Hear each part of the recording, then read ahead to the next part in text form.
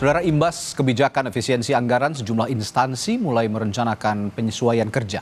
Salah satunya adalah wacana bekerja dari mana saja alias work from anywhere.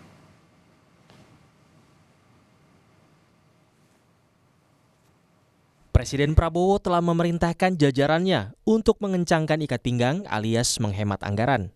Pemerintah menargetkan efisiensi anggaran untuk APBN 2025 sebesar 306 triliun rupiah.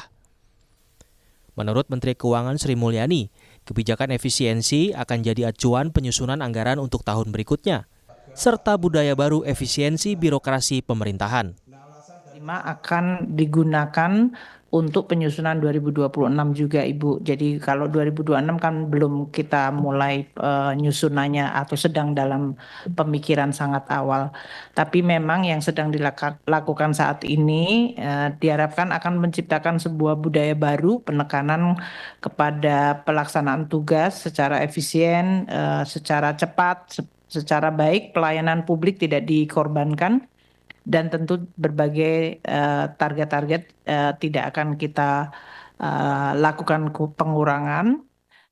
Kebijakan efisiensi anggaran mendorong penyesuaian kerja di kalangan instansi pemerintah, seperti wacana mengombinasikan sistem bekerja dari mana saja atau work from anywhere dengan bekerja dari kantor.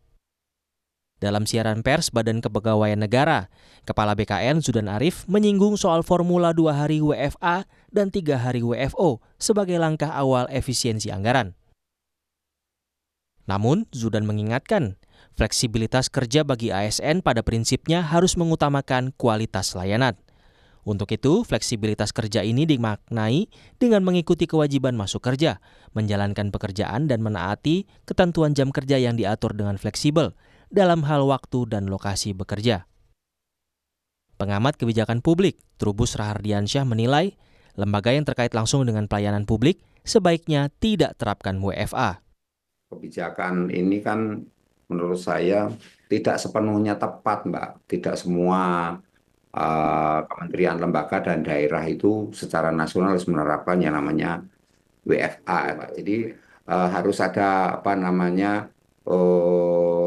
pemilahan atau pengumuman yang terkait dengan pelayanan publik. Jangan sampai kemudian dengan WFA ini malah terjadi istilahnya kontraproduktif, artinya malah merugikan pelayanan publik itu sendiri, artinya malah yang publiknya jadi terhambat. Ini yang harus ditekankan, Pak.